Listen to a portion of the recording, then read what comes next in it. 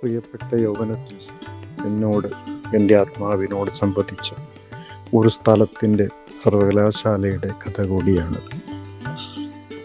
പുനത്തിൽ കുഞ്ഞബ്ദുള്ളയുടെ അലിഗഡിലെ തടവുകാരൻ എന്ന പുസ്തകത്തിന് ശേഷം ഞാൻ അലിഗഡിൻ്റെ തടവുകാരൻ എന്ന് എൻ്റെ പുസ്തകത്തിന് പേരിട്ടു. ഇതിൽ ചരിത്രമുണ്ട്, കഥകളും സംഭവങ്ങളുമുണ്ട്, യാത്രകളും സഞ്ചാരവുമുണ്ട്, മനുഷ്യ സമൂഹവും പലവിധത്തിലുള്ള മനുഷ്യരുമുണ്ട്, വൈകാരികവും ദൈക്ഷണികവുമായ വിചാരങ്ങളുണ്ട്, നാടും നഗരവും തമ്മിലുള്ള ബന്ധത്തിൻ്റെ ഗൃഹാതുരത്വങ്ങളുണ്ട്. 3 പതിറ്റാണ്ടത്തെ ഇന്ത്യ രാഷ്ട്രീയത്തിൻ്റെ കാരിക്കേച്ചറുണ്ട്. ദില്ലി എന്ന നഗരത്തിൻ്റെ പ്രാന്തപ്രദേശത്തിൻ്റെയും കുറിച്ചുള്ള അതികഥനങ്ങൾ ഉണ്ട്. ഉത്തരദേശത്തെ സംഗീതവും കലയുമുണ്ട്. ഇന്ത്യയിലെ തന്നെ ന്യൂനപക്ഷ പദവി ഉണ്ടായിരുന്ന സർവകലാശാലയുടെ ഭാസുരവും എന്നാൽ അത് നിർണായകവുമായ അതിജീവനത്തിൻ്റെ കഥയുമുണ്ട്.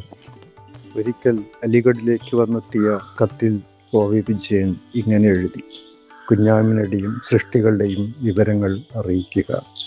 നാട്ടിൽ അന്തരീക്ഷം മോശമായി വരികയാണ് അല്ലേ?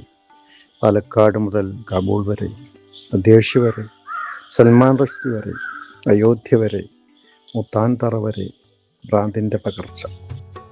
बहुत दिनों की बात है, किस्सा को याद भी नहीं, ये बात आज की नहीं എന്നായിരുന്നു ആ വരി. പതിഞ്ഞ സ്ഥായിയിലുള്ളത് എന്നാൽ അസാധ്യ പ്രശബ്ദത്തിലുള്ള ഗാനമായിരുന്നത്. അതൊരു ഗസലാണെന്ന് തോന്നിച്ചു.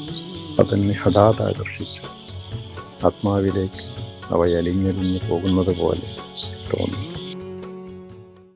വർഷക്കാലം താജ് കാണാനാണ് ഏറ്റവും ഇമ്പം. ചമന്ന് നിറഞ്ഞൊഴുകുന്ന യമുനയുടെ പ്രണയപ്രവാഹം കാണുക അപ്പോഴാണ്. കൊട്ടാരം നിവാസികളും രാജ്ഞിമാരും നീരാടിയ ചതുർഭുജ രൂപത്തിൽ കിടന്നിരുന്ന കുളിക്കടവുകൾ കല്ലുകളടർന്ന് യമുനയിൽ തന്നെ മുങ്ങിക്കുളി തുടങ്ങിയിരിക്കുന്നു. അലിഗഡിനെ ഞാൻ പ്രതിയായി സ്നേഹിച്ചിരുന്നു എന്ന് മാത്രമേ ഇപ്പോൾ എനിക്ക് പറയാനാവൂ. അതിതീക്ഷ്ണമായ യൗവനത്തിന് നാളുകളിൽ ഞാൻ അനുഭവിച്ച അലിഗഡും ഉത്തരദേശവും തന്നെയാണ് അവയുടെ രാഷ്ട്രീയ പരിണാമങ്ങളെക്കുറിച്ച് ആലോചിക്കുമ്പോഴും എൻ്റെ ദത്തങ്ങൾ. ഓരോ കാലവും അതിൻ്റെ തേരുകളെയും കുതിരകളെയും മാറ്റുന്നു. ഓർമ്മകൾ കുഴിച്ചു മൂടിയ അവശിഷ്ടങ്ങൾ കണ്ടുകിട്ടുമ്പോൾ നാം അതിനെ ചരിത്രമെന്ന് വിളിക്കുന്നു.